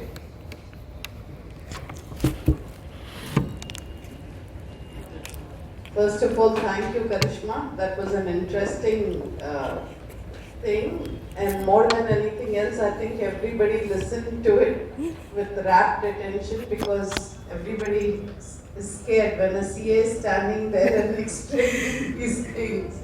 I think everybody listens. My question is, if they are individual donors, we have FCRA for our organization, and if they are individual donors from outside the country, they want to donate to the organization in the organization account, what is the method? Because see, receiving from an organization is different than from an individual. Yes, ma'am. Thank you for the question. She's like, if it's a simple donation from an individual, then what is the procedure? First of all, we have to remember that, see, not every amount received in India is a foreign contribution. If the donor is having an Indian passport, then it is a normal receipt, you can happily receive it. But if the donor is not having an Indian passport, that means that person is a foreign citizen and you're receiving money from them, all that we need is the name of the person and his complete address and for what purpose the amount has come. It cannot be vague. You have to be very clear for what purpose it is received. Because when we are declaring in our quarterly returns, annual returns, there, if it is institution, we may mention the name of the institution. But if it is a person, we just give his details, and so far we haven't given any information like what is his tax residency number in that country, or such unique numbers they haven't asked in FCRA returns. They may do it, but in income tax returns, when we are doing it for non-residents, etc., they are asking their numbers from abroad. But as of now in FCRA, any unique number of that person of that country is not asked. His address, name, purpose is asked. Yes, ma'am. I hope that is answering. Yeah, any other question? It was a really interesting session and contrast within a short period. Thank you, sir. And all the questions which I had in mind, most of them have been addressed here. So I thought an NGO was an NGO, but I came to know that it's an organization, or it's like a company, and it also needs to have a CA and all the regulatory formalities. Only difference is you are exempted from taxes, provided you fulfill a lot of conditions there. I could understand all that. And but the issue is there are many NGOs, ours being a typical example, where the members, seven of them, almost 4 of them have never filed their ITRs. Now, does that disqualify them from being in the NGO, or does that disqualify the NGO itself? Okay, that is one good question Moin Bhai is asking us. If also you remember me. Yes, no doubt. All of them familiar faces, mashallah. So basically, see, the department is trying to assess one primary thing. Under this banner of society NGO, do you want to pocket money? That is one thing. Second thing is, when they're asking information, they're asking for your educational qualification, your occupation, and your income earning capacity which is reflected in your income tax return. So these are the parameters for them to judge that under this banner you are not a dependent on the NGO. See, you are saying that I want to help beneficiaries, but to the surprise of the department, you yourself are becoming beneficiary of this NGO. So they don't want that to happen. So for checking that, they are asking for this kind of data from you. But there we have to intervene and say, no doubt the office bearers were very bad tax filers, they never filed IT return, but just because of that the NGO should not be denied exemption. We'll have to fight for it, but they know it's very difficult. First impression is the best impression. So that's the reason these days when you want to incorporate an NGO, please ensure that you have active people. Namesake 7 people chahiye, sabka dalo, society incorporate karo, that person never files return, that gives a wrong impression. So but just because of that, I think we should not be denied. It is not a mandatory thing. If they have not filed a return, the department should catch hold of them, but they should not let the NGO suffer because of that. We'll have to convince them for this issue by other things. Yes. Any other doubt? Yes, sir. I remember there was last budget, there's an announcement that a separate platform will be created in the stock exchanges where the NGOs, which are registered NGOs with proper documentation, will be allowed to raise money. Can you throw some light on that? Sir, as of now, this was proposed, but it has not yet come into the picture. There is no regulation or if to the extent of my knowledge, I think it has not come into the news. If anybody else has been updated on this, yeah, somebody from our fraternity, sir, is asking, last year in the budget, the government gave scope, amending 11.5 and allowing the NGOs to invest the money in stock as well. Some regulated stock. So is there any movement in this area from the government? Stock is allowed, Mutual fund is allowed. raising money for the NGO. Raising money for the NGO through the stock exchange. Yes, correct. Okay. We'll have to check on it, sir. Second question was, about the institution education and medical sector. Yes, sir. What is the medical institution definition? Can it be a charitable hospital or can it be a commercial hospital up to turnover of 5 crores? Yes, sir. See, it is like this. Medical relief, when we are talking about the hospital, not necessary that the patient should be poor. You can have a patient who is paying an amount and you can also have profit in that hospital. Nobody is stopping you from earning a surplus. All that they are expecting is that surplus should be plowed back into your activities. You should not give it away in the form of various diversions should not be there. They are not stopping you from surplus. That's why if you see many schools and hospitals, even though they appear to be commercial, we pay a good amount and go there, they're all enjoying 12A. So many big commercial schools are enjoying that benefit. Not just that sports academy, Gopi Chand Sports Academy, they charge a very big fee for learning badminton. They are registered under 12A and they're exempt. So earning surplus will not deny 12A for you. You can earn surplus subject to the primary motive. What is your primary motive? Are you only catering to the rich crowd or you have a mixed crowd? What are you doing with the surplus? Are you reinvesting or not? It's a very subjective thing. Case to case they are deciding on it, sir. The legal entity can be a private limited also. No. The legal entity can never be private limited. It can be a Section 8 society or a trust. वालेकुम जी before 31 मार्च जो दिल्ली में account open होना है, अगर open हो जाता है तो अभी इसमें जो लोकल अकाउंट पे है उसका अमाउंट फ्रीज हो जाएगा या फिर उसमें ट्रांसफर करना पड़ता? उसमें ट्रांसफर करना पड़ता आपको।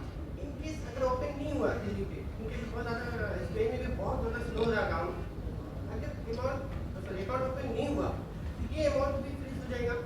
इसके दो व्यूज़ हैं। एक व्यू है क्योंकि अमाउंट ऑलरेडी आपके पास आ चुका है, तो government should not be very strict by freezing it. They should allow you to use it. This is one view. Another view, a pessimistic view could be the government has already given you a huge time वो amendment सितंबर से अब तक आपको liberal थे, इतना time देने के बाद भी you have not opened an account. So they may you know to scare us say temporarily your existing FCRA account will be freezed, so that panic is created and we rush for the new account. There is a possibility. Right now the government is silent, we are watching. और अभी जो current account है अपना जी. For example ICICI में है, ठीक है, इसी को सब अकाउंट में या उसको हाँ बिल्कुल एज अ यूटिलाइजेशन अकाउंट उसको ऐड करके आप we have to attach it, we have to inform which will be the utilization account. Yes.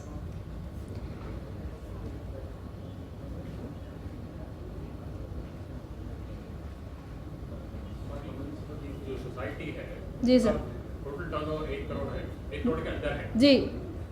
अभी तक हम लोग आपसे बताया ना कि हम लोग इतनी नहीं लिए, हम पहले भी नहीं लिए और उसकी जरूरत भी महसूस नहीं हुई जी. क्योंकि हम उसका ईयरली ऑडिट करवा रहे हैं और जी. रख ले रहे हैं उसको. बिल्कुल. इनकम टैक्स में रजिस्टर करना जरूरी है. अभी देखिए सर, आप 12A नहीं लिए, प्रॉब्लम कब आएगा जब आपका सरप्लस 2.5 लाख क्रॉस हो जाएगा. अभी राइट नाउ आपके पास एग्जेम्पशन नहीं है, आप 1 करोड़ के अंदर रिसिट्स आ रहे हैं, आप एक्सपेंसेस इंकर कर रहे हैं, जो सरप्लस जो प्रॉफिट बच जाता है वो अब तक 2.5 लाख तक है तो आपको टैक्स नहीं लग रहा. अब फ़र्ज़ करिए 2.5 लाख के ऊपर है, 80 लाख का टर्नओवर था, 60 लाख का खर्चा हुआ, 20 लाख का प्रॉफिट है, तो जब आप क्या करेंगे, आप जैसे NGOs को जब 30% मैक्सिमम मार्जिनल रेट के ऊपर टैक्स देना पड़ता गवर्नमेंट को, उस वजह से क्या करते हैं तकरीबन NGOs, जब उनको हिंट मिलता है कि हमारा सरप्लस बेसिक एग्जेम्पशन लिमिट से ज़्यादा क्रॉस हो रहा है, 2.5 लाख क्रॉस हो रहा है, दे रश फॉर IT एग्जेम्पशन. जब आपको इनकम टैक्स में आपको 85% स्पेंड कर दिए, 15% सरप्लस भी रहा तो आपको टैक्स नहीं लगता, वो भी आप एक्यूमुलेट कर सकते, फ्यूचर के लिए लेके जा सकते. तो राइट नो प्रॉफिट कितना है आपका साल का? हमारा जितना डोनेशन आते उतना खर्चा हो जाता जी. तो इसलिए मसला कुछ नहीं है. सरप्लस नहीं है जी. कुछ भी नहीं रहता, बल्कि थोड़ा हमारे को कम पड़ता हमेशा जी. प्रॉब्लम्स का रहता. तो ये शall we go for this, is it beneficial for us or any time, because see आपको CSR फंड्स के लिए एलिजिबिलिटी हो जाती है, फिर ATG के लिए आपके जो डोनर्स हैं, फ़र्ज़ करिए उन लोग कॉर्पोरेट एम्प्लॉयज़ हैं, आप वहाँ पे फंड रेजिंग कर रहे हैं तो वो पूछेंगे आपके पास ATG नहीं है तो हम क्यों दें आपको, तो आपको फंड रेजिंग में तकलीफ हो जाएगी ना. सरप्लस एक पैरामीटर है सर, उसके अलावा जब आपको एक्सपैंड करना है तो जब प्रॉब्लम हो जाती है. और एक प्रॉब्लम ये है कि आपके स्लाइड में दिख रहा था मैं कि जो डोनर है उसका नाम, उसका एड्रेस, उसका phone number, any donors simply want to give money, they don't want to disclose their name, उसको कुछ भी नहीं कर सकते. वो यहाँ से आता, यहाँ से अनअकाउंटेड जाता, वो तो प्रॉब्लम वो है ना sir, we can't help it. जी. Any other question? Whenever we do fundraising, especially last year, right? So yeah, whenever we tried fundraising last year, we just gave out a Google Pay number. So we don't know who does that, right? We just have a UPI. Exactly. I write receipts and in the name of that UPI ID, but I don't know whom to give. I don't have their phone number. I don't have their name, address. So what should I do? See ma'am, 2020 pandemic situation में we all did all funny things. On keto we did fundraising, in our individual accounts we ended up taking, because that situation was like that. So we expect even the government to understand. So I felt I got this kind of question many times. So there are two ways of satisfying the government. I ended up getting like this, but don't call it my undisclosed income. Don't say somebody gifted me. Don't say that it's my personal income. Don't end up taxing me. What did I do with this fund? I immediately did a bank transfer. I have the beneficiary details. I can establish this money was paid out to them. So we will have to convince like this. That is one way. Another unfortunate thing is the crisis was so bad that we withdrew most of the funds. We went and bought a lot of provisions, groceries, and we gave everything in kind. And that time we didn't bother to ask for the Aadhaar KYC in that kind of crisis. So we should pray that the department should understand that this year should not be benchmarked to understand us. Okay, it was a weird year.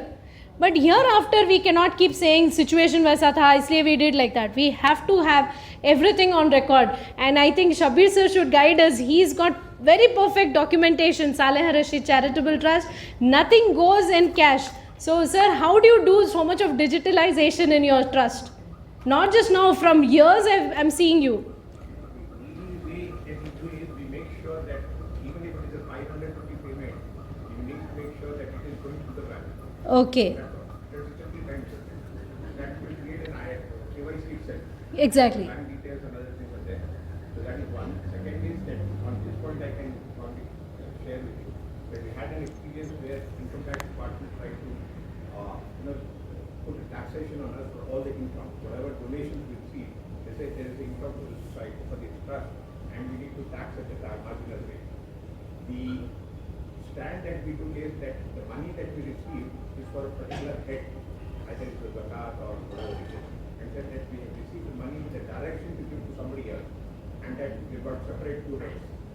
So we gave that clarification that the income tax department was able to Understand. understand. That's a very wonderful point, because what sir is telling, when you don't go for 12A registration and you simply call yourself a charitable organization, the department may anytime say that we are not interested in your application. What did you do with the money is irrelevant. You received the money, we want tax from you.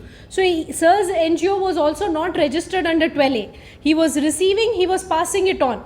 Then he had to convince the department that he was receiving in the capacity of an agent. Just pass it on to somebody. That's how he managed. But ultimately, even he had to go for 12A registration to avoid such future inquiries.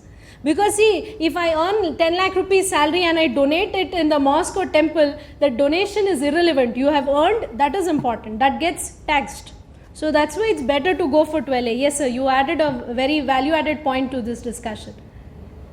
Ma'am, my question was, I did all the bank transactions. Whichever, Mumbai mein, when I gave some ration, I asked the beneficiary to go to the shop, I get to the shop directly to, bank. My question here was, we have to keep track of all the donors. Yeah. Right? Donor name, donor detail, donor PAN card number.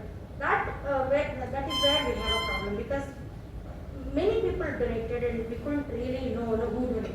Yeah, yes, not just you, ma'am. Everybody has this problem. How do I contact them? Even now, from going forward also, when we just, through social media, we just publish, for this so and so thing, we are taking donations. Even Santosh does that. Yeah, So but I cannot think do we that. have to channelize it, ma'am. Now, going forward, that will not help. Randomly taking money through these UPI, Google Pay is not sufficient at all. Yes, sir. Sir. I have one to Sure, one we on request for collection. details, but not everybody gives. One on the collection or receiving the donation, the RBI as well as the income tax believes in traceability. So if you are going through the GPay, you don't have it, we cannot trace it. But suppose if you are going through some other card, like a debit card or credit card joint account, then there's a traceability. That's the reason why they accept it. One. Two is like the KVIC that you're talking about. We never took the Aadhaar card of the beneficiaries, even if they're paying 500 rupees. What we ask them is to give a copy of the bank passbook. And when you make a transfer to the bank passbook, even the signature was not required on the application form.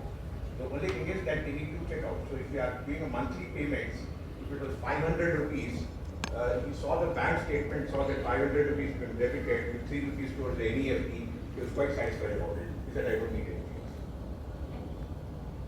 Yes, sir. My question is because I'm working, by profession I'm a banker. Recently I took voluntary retirement. Now I'm in full time working. This is my passion. In the last 18 years I'm supporting the education of underprivileged children by mobilizing the funds from friends and relatives. And initial when I got this NGO registered with Indian Trust Act, initial years the funds surplus everything I used to utilize and there was a minus coming. Last year and this year there is a surplus due to COVID. I was not able to utilize the funds due to all the schools are being closed. And Okay. now there is a provision in income tax that by filing form 10 years. Exactly. Can you touch upon that so that this last year I already filed, but I forgot to file that form 10. Whether I will be penalized for that and I have to pay tax? That's a very good This question. This year how I do handle it? Yeah.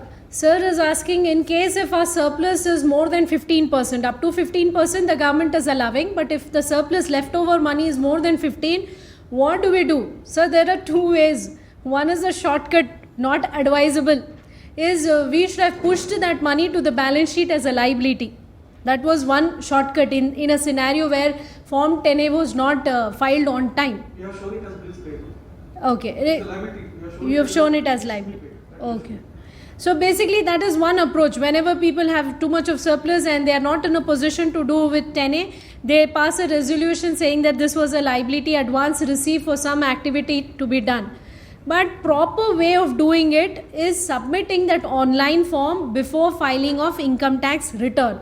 That form which sir is talking about, form 10. And this year that form got amended. They are asking us complete particulars of for what purpose it can be used. You cannot be vague. People were simply writing for the objects of the trust, we will use it. That's a very vague thing. So they are asking us to be very particular and specific about what you will do with that.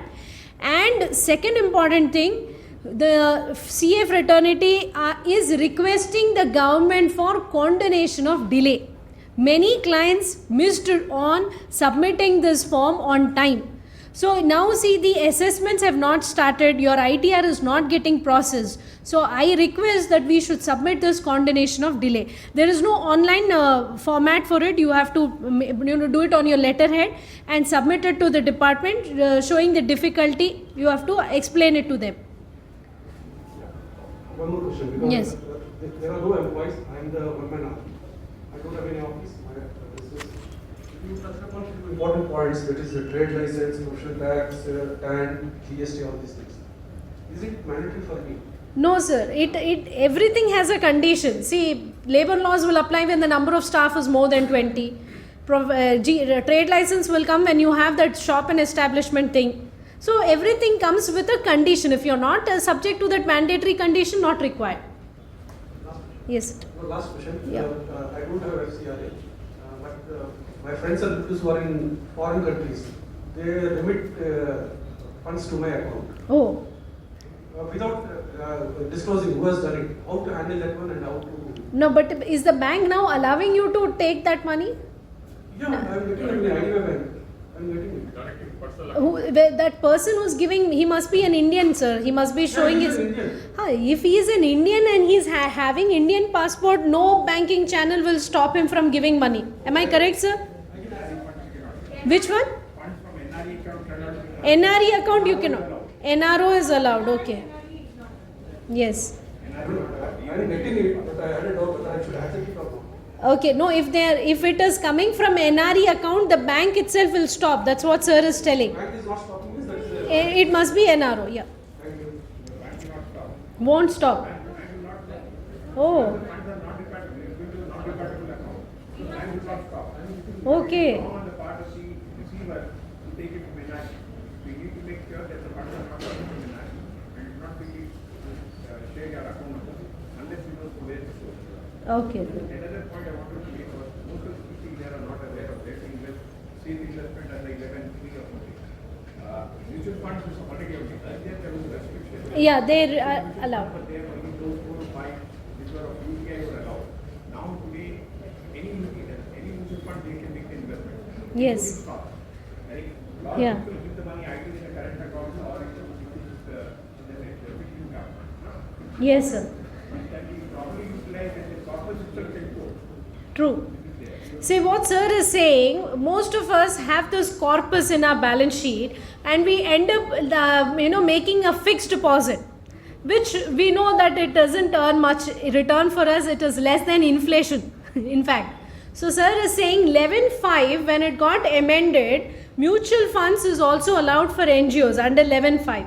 So this awareness is missing, and I just wanted to introduce Shabir sir is the director of Sensage Financial Services, and he is into the investment advisory for more than 15 years now. How many years, sir?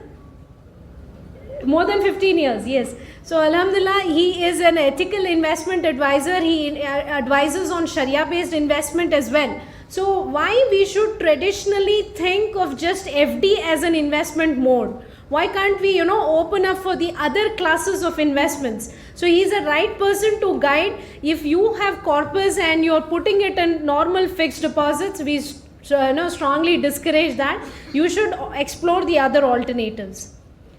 Yes. Any other doubt? NGO or individual? NGO, sir. Your individuals, you can definitely invest wherever you want. NGO invest in mutual fund? Yes. That's what sir is creating. That awareness is missing. Normally we keep in bank. Bank means it's safe. But the return that we get is very less. So why don't we explore the allowable mutual funds? That's what sir is telling us. Yes. My name is Anil Khalid. Just Okay. want to ask like how it will go for the seeding, like NGO if you want to start and there will be some expenses. And before registration, if you are taking something, you have to mention that once you register. Who's incurring the expenses? The members. By way of a resolution, that society will accept all the expenses incurred by you, and after its incorporation, it will pay you back. It will be accounted. In the books, we can introduce that amount. No, because without incurring those expenses, the NGO cannot be created. So it's an allowable expenditure. It has to be accounted, but there's a route for it, proper route. Yes.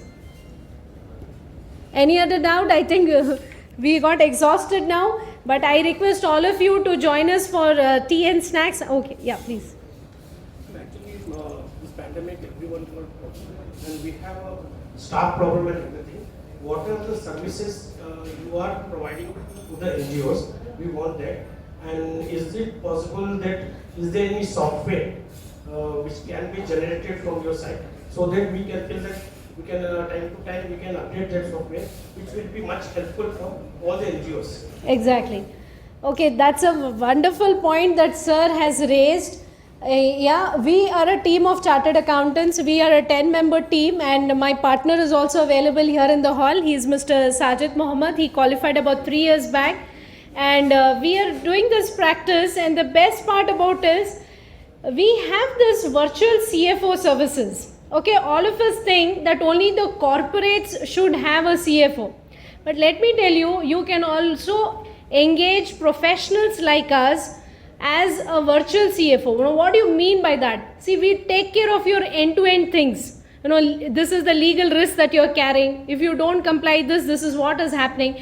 And this is not required for us to be, with you throughout the year on a daily basis. We can assess you on a monthly basis. You can just come and give the data to us, send it through mails, and we can cross-check and we can inform you where we are going wrong. So this kind of end-to-end solutions are available with us. We are there to guide you, support you, because let me tell you, I myself also into social work, so I connect to the NGOs, at a different level. That's the best part, alhamdulillah. Along with carrying the professional abilities, that attachment is also there. So you can approach us for any kind of service. We are there to guide you. First of all, you have to start thinking that statutory compliance and annual audit is not sufficient for us to protect ourselves from the legal risk. We go to the auditor once in a year, we file our return, there ends the story. We will not see his face till next year. And during this entire year, we end up making lot of errors. So we have to change our mindset. Nothing wrong in going to your auditor again and again. Okay, they might be busy, but they will definitely guide you. So you have to take that one step forward. Okay, inshallah. Quarterly, half-yearly or what? Based on the need, sir, some activity is happening. You should always write a mail to your auditor saying that in my NGO we are planning to do this. Is it correct as per income tax? Is it correct as per FCRA? We are buying computers with FCRA money, giving it to the students. Am I doing it correct? Is the government asking me to submit some form? You have to keep asking. Only when you ask, they will guide you. What approach we carry is after everything is over, then we go to the auditor. And then it's too late. So you have to keep informing. This is what we are planning to do. It is little inconvenient, but you will get used to it. Inshallah. Anything else? Shall we wind up? How about availing of postal services by NGO? Postal services. What kind of postal services? Instead of investing in mutual funds. Okay. NSC, post office. Sir, that's good. That question is for you. He is asking why can't we go and invest in the modes given by post office, NSC वगैरह.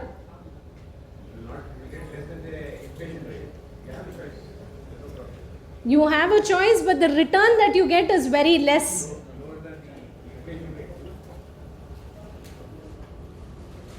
Okay, thank you so much for your patient hearing. I once again want to thank the organizers, Amjad Bhai, Feroz Bhai, and all the listeners here for your patient hearing, and I'm grateful to Allah Ta'ala to have this opportunity to share a session with all of you. I pray that you carry on the inputs from here, go each one, educate one. That's the theme now. This session is not just you must be thinking that it was more out of service motive to have a session here. So all of us will guide others, inshallah. Thank you so much. You have any queries, you mail us, we are available. Numbers are there, email ID is there, or you have some specific one-to-one doubt. I am planning to do this. Am I correct? You can always approach us. We are available at Bashir Bagh Babu Khan Estate, accessible for all of you. Thank you so much. Okay.